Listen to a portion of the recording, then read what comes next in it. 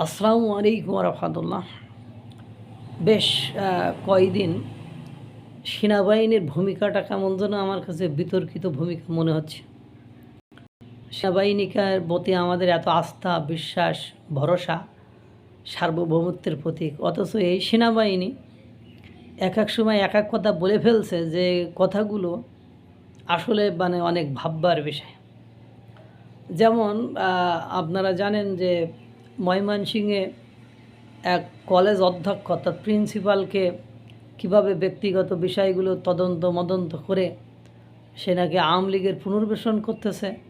অবশ্য কাকে পুনর্বাসন করেছে, কিভাবে করেছে, এসব কিছু বলি নাই। তাকে ঘেরাও করে 4 ঘন্টা ঘেরাও করে তাকে তার ব্যক্তিগত হোয়াটসঅ্যাপ, ইমো, মেমো যা কিছু আছে সব কিছু পরীক্ষা নিরীক্ষা করে তারা নাকি তার আওয়ামী লীগের পুনর্বাসনের বিষয়ে আলামত পেয়েছে।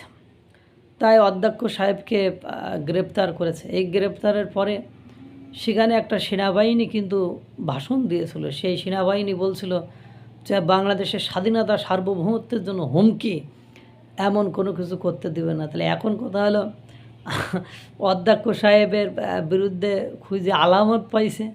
কোন ধরনের আলামত পাইছে, কী পাইছে না পাইছে এটা কিন্তু বলি নাই। সেটা স্বাধীনতা সার্বভৌমত্বের জন্য হুমকি স্বরূপ হয়।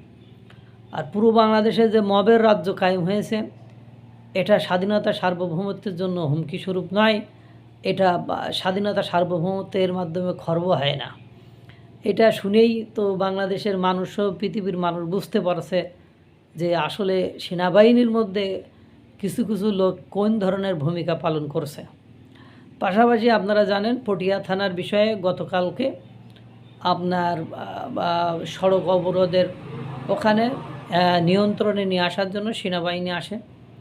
সেনাবাহিনী এসে তাদেরকে বিভিন্নভাবে অনুরোধ করে তারপরেও তারা কোনোভাবে তাদের যে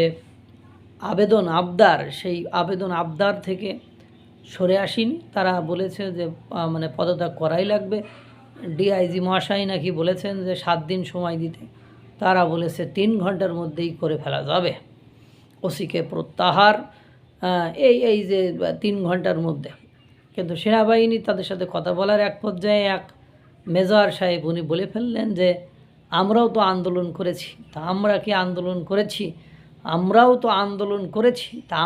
আন্দোলন করেছি যে মানুষের ভোগান্তি দেওয়ার জন্য? বরং বৈষম্য দূর করে মানুষের যাতে ভোগান্তি না হয় সেটার জন্য। এদিকে আপনারা জানেন পুলিশ কর্মকর্তা, শাহবাগ অঞ্চলের ডিএমপি পুলিশ কর্মকর্তা মাসুদ সাহেব সেদিন এক কথা বলে ফেলেছে, শুধুমাত্র অ্যাকশান হয় এনসিপি, বৈষম্যবিরোধী ছাত্র আন্দোলন আর জামাত যদি কোনো কর্মসূচি ঘোষণা করে, সে জায়গায় সেনাবাহিনী, পুলিশ নীরব দর্শকের ভূমিকা পালন করে। তারা তুমু মধু করতে থাকে। আর বাকিরা গেলে দেখবেন একদম লাঠিচার্জ, টিয়ারশেল, গরম পানি, এই জলকামান এগুলো তারা ব্যবহার করে, তাদেরকে কেউ নিবৃত্ত করে। সেক্ষেত্রে পুলিশকে কেউ নিবৃত্ত করতে পারে না। দায়িত্বে খুব দ্রুতই এই কাজগুলো তারা করে। সেক্ষেত্রে ডিএমপি কমিশনার ডিএমপির কর্মকর্তা মাসুদ সাহেব উনি সেদিন বলেছেন যে আমি তো আপনাদের সাথে বৈষম্যবিরোধী ছাত্র আন্দোলনে অংশগ্রহণ করেছি। এবার এক পর্যায়ে যে বৈষম্যবিরোধী ছাত্র আন্দোলনের এক আহত বলেছে যে আমি একাধিক সিসি ফুটেজ দেখেছি আপনি কিভাবে গুলি করেছেন। অর্থাৎ উনি আবারও ইনকলাব মঞ্চের ওই আন্দোলনের সময় ওরা 1 জুলাই যে আন্দোলন হয়েছিল সেদিনও তিনি একই কথা বলেছিলেন যে আমি তো বৈষম্য বিরোধী ছাত্র আন্দোলন বা জুলাই গণঅভ্যুত্থানে আমরাও কাজ করেছি, আমাদেরও ভূমিকা ছিল। তাহলে সব কিছু মেলায় একেবারে একটা সেনাবাহিনী আর পুলিশের কিছু সেনাবাহিনী আর পুলিশের ভূমিকাটা তারা নিজেরাই স্বীকার করেছে যে তারা কোন পক্ষে ছিল। এমন যাই হোক, সমস্যা নেই, সব কিছু মেলায় এখন এই মব তাহলে নিয়ন্ত্রণ কিভাবে হবে, যেহেতু তারা বৈষম্য বিরোধী জুলাই গণঅভ্যুত্থানে তাদেরই শক্তি হিসাবে কাজ করেছে এবং তারা আবার গুলি টুলি করেছে, সেগুলো ভিডিও ফুটেজ দেখেছে।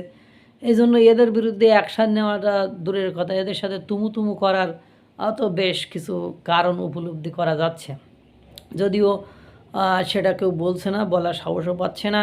আমাদেরও বলার সাহস নেই যে কখন যে কী হয়ে যায়, আল্লাহই ভালো জানে। আল্লাহ তাআলা সকলকে ভালো রাখুক, সুস্থ রাখুক। আসসালামু আলাইকুম ওয়া রাহমাতুল্লাহ।